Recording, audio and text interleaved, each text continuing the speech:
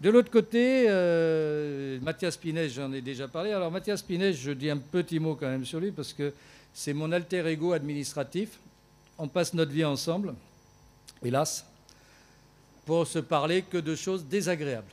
C'est ça qui est bien, c'est que tous les jours, on gère tous les problèmes qui, tous les jours, arrivent sur son bureau, sur mon bureau. Voilà. Donc, c'est une joie permanente de savoir que le lundi, on va pouvoir se régaler. Hein, et donc, on passe pas mal d'heures à faire le point sur ce qui est extérieur, ce qui concerne les problèmes des citoyens et ce qui concerne, bien sûr, l'intérieur aussi, parce que gérer une commune avec près de 500 agents territoriaux, ça n'est pas rien non plus. Hein, c'est un peu compliqué. Donc, à ses côtés, Caroline Lopez, qui est la directrice des services de la direction générale, rien que ça. Hein, c'est elle notamment qui a en charge toute la préparation des conseils municipaux, et on en fait beaucoup. Hein, il y en a qui s'arrangent pour ne pas en faire trop, mais nous, on en fait beaucoup parce qu'on a plein de choses à dire. Il vous suffit d'aller le chercher, ces conseils municipaux, sur Internet, en différé ou parfois en direct, si le cœur vous en dit. Ça vous permettra de savoir ce qui se passe sur la commune, puisque tout est dit. Et ceux qui viennent raconter « on n'était pas au courant », non, non. Tu n'as pas cherché l'information, c'est pas pareil. Tout est dit au conseil municipal. C'est ce qui explique que nos conseils municipaux prennent un peu de temps, parce que lorsqu'on a des sujets, notamment d'urbanisme, on les explique en long, en large et en travers. Donc ceux qui ne sont jamais informés, c'est une profession. Hein, il y a des gens qui ne seront jamais informés parce que de toute manière, ils ne vont jamais à l'information. Mais je vous le dis, nous faisons en direct le conseil municipal. Il y a au moins 50 personnes qui suivent, c'est remarquable, hein, sur 17 000. Et nous pouvons les consulter en différé, où on peut retrouver les thématiques qui vous intéressent. C'est vrai que tout n'est pas intéressant dans un conseil municipal, mais quand même, il y a des sujets qui valent la peine. À ses côtés, qui prend bien sa place, Claude Jean Calix, il a fait un régime, mais ça ne se voit pas trop. C'est le directeur de la police municipale. Muriel Vincent est la directrice du service des finances. Elle est encore en état d'être présentable parce qu'elle se fait du souci tout le temps. Puis le gouvernement l'aide beaucoup, puisqu'à chaque fois, il y a une mauvaise surprise où on nous dit on va vous piquer ça, ça, on va vous le prélever, ça, on ne va pas vous le donner, non, ça ne correspond pas. Donc c'est une joie permanente, hein, les finances, c'est sûr. À ses côtés, Jean-Paul Zattara, qui est le directeur du centre technique municipal. C'est tout ce qui permet à la commune d'apparaître en ordre. Propreté, entretien, rénovation, peinture, enfin bref, tout ce qui fait qu'une commune, quand on rentre dans une commune, on se dit, bon, là, c'est suivi. Ou au contraire, c'est pas suivi. Donc Jean-Paul Zattara et toute son équipe, 70 agents, hein, grosso modo, c'est pas mal. La police municipale, c'est 40 agents. Alors, à ses côtés, Béatrice Cubizol, qui est la directrice du service instruction publique et famille. C'est elle qui a le plus gros service de la commune, avec 130 agents, excusez du peu, hein, à un budget de 3,5 millions pour l'instruction publique et la famille, qui revient théoriquement à l'État. Parce que dans tout ça, on ne paye pas les profs quand même. Hein. Mais on y consacre quand même 3,5 millions. De l'autre côté, Elodie Tranois-Moirant, qui est la directrice du service aménagement, développement, les réalisations des voiries, comme quand on a fait par exemple le boulevard du Général de Gaulle dans le cœur des Morettes, où il fallait le créer de toutes pièces. Donc c'est l'entretien, c'est l'aménagement. Bientôt, on va enfin s'intéresser, parce qu'on ne pouvait pas faire autrement jusque-là, à l'avenue Saint-Andrieux, par exemple. Hein, bref. À ses côtés, Nathalie Vincent, qui est la directrice des actions municipales. C'est tout ce qui fait un certain nombre de manifestations, comme le Tibet Libre, comme Villeneuve Africa. C'est aussi la distribution de paroles de grenouilles. C'est la gestion de l'espace artistique Tosti. À ses côtés, Isabelle Crouzet, qui est la directrice du service urbanisme. C'est sur elle que tout tombe aussi. Hein, tous les problèmes, les recours, les difficultés, enfin bref, c'est très agréable. Aujourd'hui, c'est repos finalement.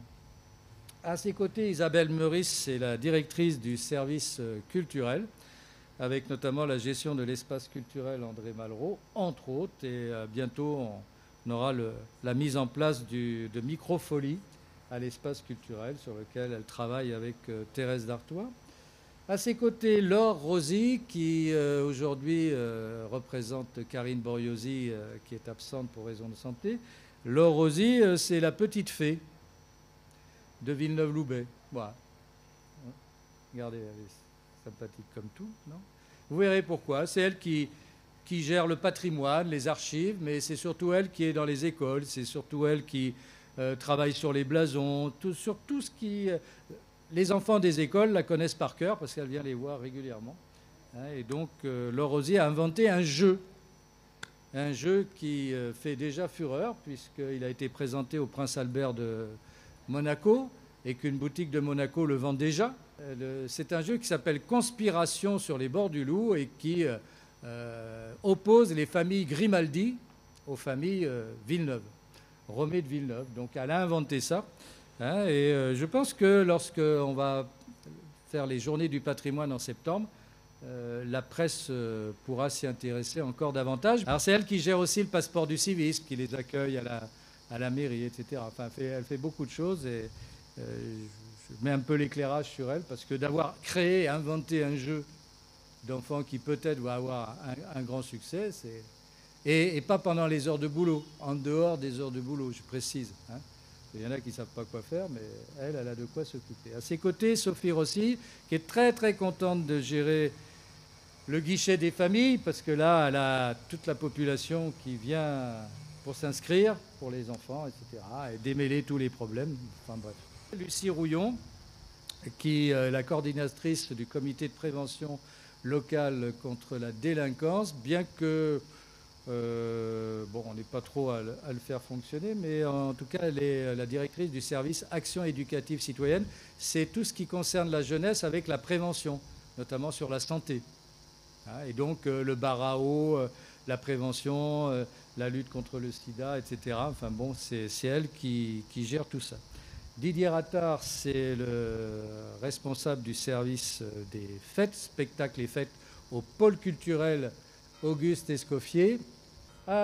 Aux côtés de Didier Attard, j'ai Christelle Mage, qui est la directrice du service Petite Enfance, qui attend avec impatience, avec Valérie Prémoli, le nouveau-né, la nouvelle-née de septembre, c'est-à-dire une nouvelle crèche dans notre commune, la crèche des Ginestières, qui devrait être opérationnelle le 1er septembre, comme c'était prévu. C'est tellement rare que ce qu'on annonce soit fait que ça mérite d'être souligné, mais je n'ai pas de bois là, je ne suis pas sûr que ça soit forcément le cas. Stéphane Godel, c'est le directeur du service jeunesse avec Charles Lucas. Eux, ils n'arrêtent jamais, quoi. C'est pour ça qu'on leur reproche de prendre des vacances en hiver quand c'est Noël. On leur dit, mais pourquoi le centre de loisirs n'est pas ouvert? Bah oui, c'est parce qu'ils bossent tout l'été, eux. Et donc, il faut bien à un moment donné leur donner des congés aussi. Et il y a des choses qu'on ne peut pas faire en rotation. Et donc, on ferme 10 jours à Noël, mais tout le reste du temps, ils accueillent les enfants le mercredi, ils accueillent les enfants pendant tout l'été, organisent les colonies de vacances. Je voudrais rappeler que le service jeunesse, c'est une cinquantaine de... Combien 90 animateurs cet été. À ses côtés, Barbara Merlino, qui est la rescapée du service juridique, qui est la seule du service juridique. Les autres sont en vacances, ça tombe cette semaine. C'est Michael Hébert, que j'excuse bien volontiers, parce qu'il se cogne tout ce qui est... Alors, il faut savoir qu'en 2014, ici, dans cette commune, il n'y avait aucun service juridique. Pas de service de commande publique, pas de service du littoral, du port de Marina. Non, c'était géré uniquement par une personne. Le DGS, épisodiquement, c'était pas Mathias, c'était pas lui. Le DGS est le responsable des finances et un peu de l'urbanisme, et puis voilà. Et comme quoi on pouvait fonctionner. Alors qu'aujourd'hui, vous êtes combien dans le service? 9 voilà, 9 dans le service. On a dû le créer. Pourquoi? Parce que la réglementation l'exige, et qu'on a des comptes à rendre, et qu'on doit être dans les clous. 9 agents qui n'existaient pas en 2014. À ses côtés, le commandant De Bono, qui est le nouveau commandant de port de la police portuaire. En 2014, il n'y avait pas de police portuaire. Ça n'existait pas. C'est une gestion donc de bons pères de famille. C'était obligatoire, mais il n'y avait pas de gestion il n'y avait pas de police portuaire. Or, le port de Marina, devenu municipal en 2013, exigeait que désormais il y ait une police portuaire. On devrait en avoir 5, on en a 4. Et enfin, cette année, ça nous a pris un peu de temps, hein, et puis pouvoir être là, y compris les samedis, dimanches. Hein. Donc c'est assez difficile à gérer. Donc. Alors Laurence Trapp, elle est chez elle parce qu'elle est toujours dans ce périmètre-là. C'est la directrice du service citoyenneté, c'est-à-dire tout ce qui concerne l'état civil. C'est en fait la seule chose dont on devrait vraiment s'occuper, à l'exclusion de tout le reste. La vocation des communes, c'est quoi? La naissance, le mariage, la mort, c'est tout. Pour le reste, circuler, il n'y a rien à voir. Donc tout ce qui s'est empilé depuis des années, ben, c'est répondre à la demande des citoyens, quoi. Et d'avoir la proximité. Donc Laurence Trapp a dû gérer, il n'y a pas si longtemps, des élections impromptues, c'était l'année dernière. Elle a géré aussi le nouveau service municipal que nous avons créé au cœur des Morettes, une mairie annexe.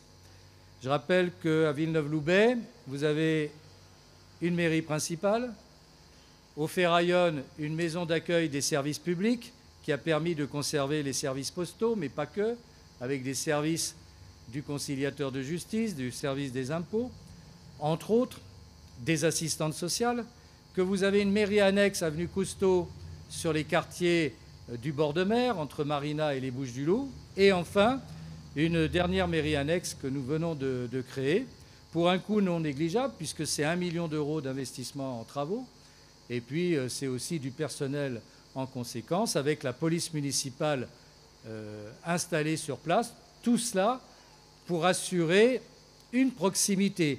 Tout cela, d'ailleurs, pour être aussi écolo, puisqu'on nous parle toujours des circuits courts. Le premier circuit court, c'est quand je sors de chez moi et que je vais faire mes obligations à pied, voire en vélo, plutôt que d'être obligé de prendre la voiture. Donc on participe à une vision de la ville différente de celle d'autrefois. Alors on n'en parle pas, mais ça y participe. Mais tout ça a un coût, et ça aussi très raisonnablement. Simplement, les gens sont bien contents d'avoir à sortir de chez eux à pied pour aller faire leurs papiers, pour aller faire leurs démarches, avoir les renseignements ou avoir la sécurité nécessaire. Benjamin Chesta est le chef du bureau d'études d'infrastructures de voirie. Alors voilà, c'est bien dit ce qu'il fallait. Lui aussi, il est dans les routes. Alors, j'ai un peu réduit pour Élodie Tranois tout à l'heure parce qu'elle a un panel beaucoup plus important que simplement la voirie. C'est tous les projets d'aménagement. Elle a eu notamment la crèche sur laquelle elle a travaillé. Elle a eu à travailler aussi sur tout l'éclairage public. Nous sommes la seule commune qui a aujourd'hui tout son éclairage public en LED. C'est-à-dire totalement rénové. En 2014, 80% de l'éclairage public était obsolète. Nous avons tout changé, nous avons investi 5 millions d'euros et aujourd'hui, tout notre éclairage public est en LED avec les économies nécessaires et avec aussi la faible intensité nocturne. Si on veut se faire bien voir, il faut dire qu'on éteint tout dans un quartier. Ça fait plaisir aux journalistes, on ne voit plus rien, c'est bon. Et ça fait un article. Le fait d'avoir rénové tout l'éclairage public, de l'avoir rationalisé bien avant que ça soit à la mode, puisque notre marché de performance énergétique était le seul en France en 2017 quand on l'a lancé. Aujourd'hui, tout le monde fait des marchés de performance énergétique. Jean-Paul Zattara y avait travaillé à l'époque. Il avait eu beaucoup de mal à convaincre un certain nombre d'institutionnels pour le faire. Et il était dans ce domaine, comme bien d'autres, précurseur. Philippe Wallon-Islov, qui a longtemps été le directeur des actions municipales de la commune, avec les manifestations dont j'ai parlé tout à l'heure, aurait dû prendre sa retraite, mais il a persévéré diaboliquement, puisque aujourd'hui il est au développement économique et des entreprises. Il prolonge, non pas des heures supplémentaires, mais il prolonge son engagement pour la commune. Et enfin, Muriel Felten, qui travaille à ses côtés dans le service du développement économique, des relations avec les entreprises, sous l'autorité de Patricia Laving. Eh bien, vous voyez, une fois que j'ai dit tout ça, ça nous a pris une bonne demi-heure. Eh bien, merci d'être venus et à l'année prochaine. Ouais.